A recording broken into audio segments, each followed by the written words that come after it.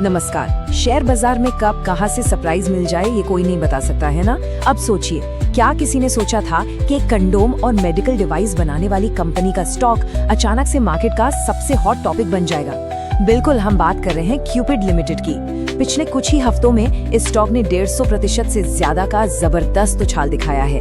ये कोई छोटी मोटी बात नहीं है। इस तेजी ने सच में पूरे बाजार में तहलका मचा दिया है। तो आज के इस डीप डाइव विश्लेषण में हम इसी मैसिव रैली के पीछे की असली कहानी को डिकोड करेंगे।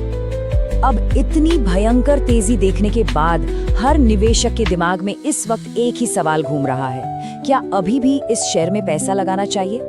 क्या इस मोमेंटम का हिस्सा बनने में बहुत देर हो चुकी है, या फिर जिन्होंने पहले से इन्वेस्ट किया हुआ है उनके लिए प्रॉफिट बुक करके बाहर निकलने का टाइम आ गया है? देखिए, जब मार्केट में ऐसा मोमेंटम होता है ना, तो इमोशंस का हावी होना बहुत नॉर्मल है। लेकिन एक स्मार्ट डिसीजन लेने के लिए हमें इन भावनाओं को साइड में रखकर प्योर फैक्ट्स और डेटा पर फोकस करना होगा। तो इस पूरी पिक्चर को क्लियर करने के लिए हमने इस चर्चा को 6 हिस्सों में बांटा है। पहला, ये हालिया स्टॉक रैली। दूसरा, कंपनी के फंडामेंटल्स और फाइनेंशियल्स। तीसरा, टेक्निकल ट्रेंड्स और मोमेंटम। चौथा, निवेश से जुड़े प्रमुख जोखिम। पांचवा, हमारा इन्वेस्टमेंट डिसीजन मैट्रिक्स। और अंत में छठा, लॉन्ग टर्म ग्रोथ आउटलुक।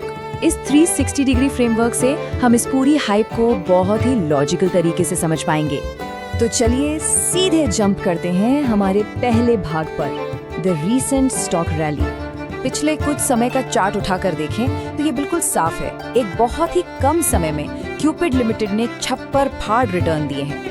जब कोई भी स्टॉक सिर्फ कुछ हफ्तों के अंदर 150% से ज्यादा भागता है तो रातों रात वो सबके रडार पर आ ही जाता है। ये एक ऐसा फैक्ट है जिसे इग्नोर नहीं किया जा सकता। इसी अचानक आए उछाल ने इसे चर्चा का विषय बनाया है। लेकिन ध्यान रखिए, शेयर की कीमत तो बस ट्रेलर होती है। असली कहानी हमेशा कंपनी के कोर बिजनेस में छुपी होती है। और इसीलिए अब आते हैं हमारे दूसरे भाग पर, फंडामेंटल्स और फाइनेंशियल्स पर। स्टॉक प्राइस से थोड़ा हटकर अगर हम कोर बिजनेस को देखें तो क्यूपिड लिमिटेड आखिर करती क्या है? बेसिकली ये भारत की एक लीडिंग मेडिकल डिवाइस और हेल्थ केयर प्रोडक्ट मैन्युफैक्चरर है। इनके पोर्टफोलियो में मुख्य रूप से male condoms, female condoms, diagnostic kits और दूसरे हेल्थ केयर प्रोडक्ट्स आते हैं। मतलब कंपनी का बेस काफी सॉलिड है और ये हेल्थ केयर जैसे एक ऐसे सेक्टर में ऑपरेट कर रही है जहां डिमांड लगातार बनी रहती है। लेकिन दिलचस्प बात यह है कि इनका बिजनेस सिर्फ भारत तक लिमिटेड नहीं है। इनका एक बहुत बड़ा फोकस एक्सपोर्ट्स यानी इंटरनेशनल मार्केट्स पर है। ये अफ्रीका और साउथ अमेरिका के कई देशों की सरकारी एजेंसियों के साथ साथ UNFPA और WHO जैसी बड़ी अंतर्राष्ट्रीय संस्थाओं को अपने प्रोडक्ट सप्लाई करते हैं। इसका सीधा सा मतलब ये हुआ कि कंपनी की फ्यूचर ग्रोथ काफी हद तक इस बात पर टिकी है कि वो ग्लोबल लेवल पर लगातार कितने बड़े और नए ऑर्डर्स क्रैक कर पाते हैं। अब किसी भी कंपनी की असली हेल्थ चेक करने के लिए हमें कुछ क्रिटिकल फाइनेंशियल पैरामीटर्स को देखना ही पड़ता है, जैसे रेवेन्यू ग्रोथ जो ये बताती है कि टॉप लाइन यानी कुल सेल कितनी बढ़ रही है। फिर है प्रॉफिट ग्रोथ जिससे असली कमाई का पता चलता है। ऑपरेटिंग मार्जिन ये दिखाता है कि ऑपरेशंस कितने एफिशिएंट हैं। इसके बाद कैश फ्लो जो कंपनी के हाथ में मौजूद एक्चुअल लिक्विडिटी है। और लास्ट में डेट पोजीशन यानी कंपनी पर कर्ज का क्या हाल है। आने वाले क्वार्टर्स में इन सभी मैट्रिक्स में लगातार सुधार दिखना आगे की ग्रोथ के लिए बहुत क्रूशियल है। पर हाँ, यहाँ एक बहुत ही इंपॉर्टेंट रियलिटी चेक भी है। हमें ये नहीं भूलना चाहिए कि क्यूपिड लिमिटेड एक स्मॉल कैप कंपनी है और स्मॉल कैप्स के साथ अक्सर क्या होता है, इनके क्वार्टरली रिजल्ट्स में काफी ज्यादा उतार चढ़ाव यानी वॉलेटिलिटी देखने को मिल सकती है।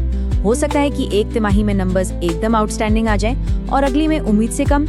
इसलिए सिर्फ एक क्वार्टर के बेसिस पर लॉन्ग टर्म डिसीजन लेना थोड़ा रिस्की गेम हो सकता है। चलिए अब फंडामेंटल्स के बाद आगे बढ़ते हैं तीसरे भाग की तरफ, टेक्निकल ट्रेंड्स और मोमेंटम। जब भी कोई स्टॉक इतने कम टाइम में डबल या उससे ज्यादा हो जाता है तो चार्ट्स पर जनरली 2 सिनेरियो बनते हैं। या तो ये मोमेंटम ऐसे ही अंधाधुंध कंटिन्यू रहे या फिर अचानक से एक हेवी प्रॉफिट बुकिंग आ जाए जहां नीचे के लेवल पर खरीदने वाले लोग अपना प्रॉफिट कैश आउट करने लगे।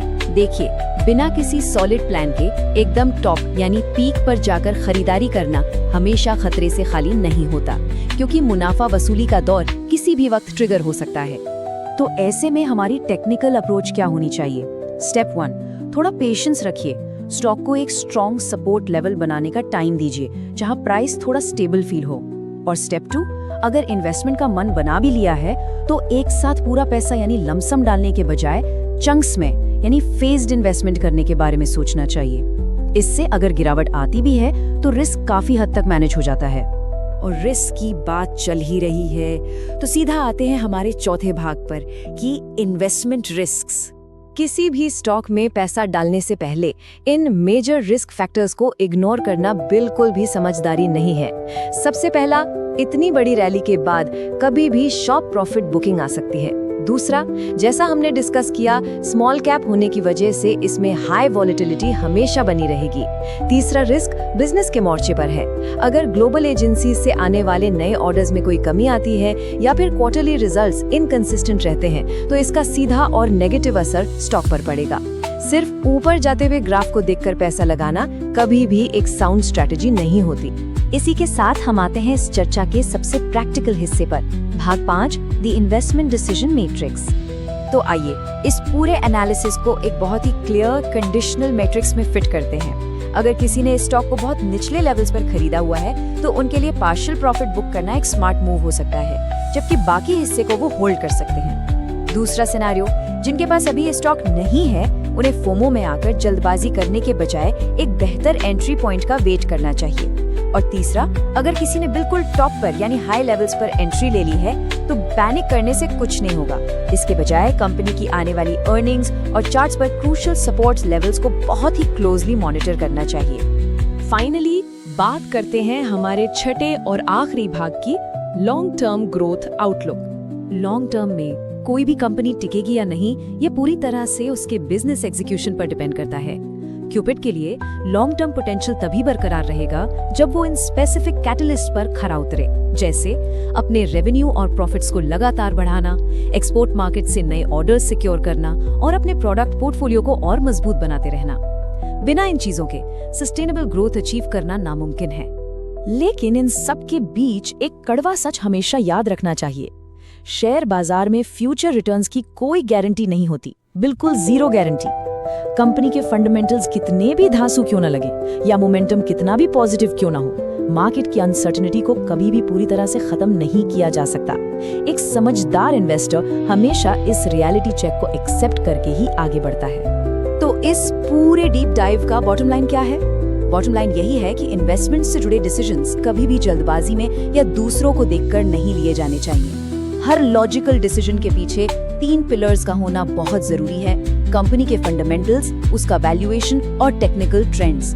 अगर इन तीनों पिलर्स को इवैल्यूएट किए बिना पैसा लगाया जा रहा है तो वो इन्वेस्टमेंट नहीं, सिर्फ एक सट्टा है। तो अब जब हमने क्यूपिड लिमिटेड के business model, financials, technical charts, risk और लॉन्ग टर्म आउटलुक सब कुछ डिकोड कर लिया है, तो वो सबसे बड़ा सवाल फिर से सामने आ खड़ा होता है। इस पूरे फ्रेमवर्क के बेसिस पर क्या क्यूपिड लिमिटेड इस वक्त एक बाय, होल्ड या सेल है? आज के इस विश्लेषण में जो डेटा और लॉजिक हमने डिस्कस किया है उसे यूज कीजिए और खुद से ये सवाल पूछिए। जवाब आपको अपने आप मिल जाएगा। और हाँ, जाते जाते एक बेहद जरूरी डिस्क्लेमर, आज के इस पूरे विश्लेषण में शेयर की गई जानकारी सिर्फ और सिर्फ एजुकेशनल पर्पस के लिए है।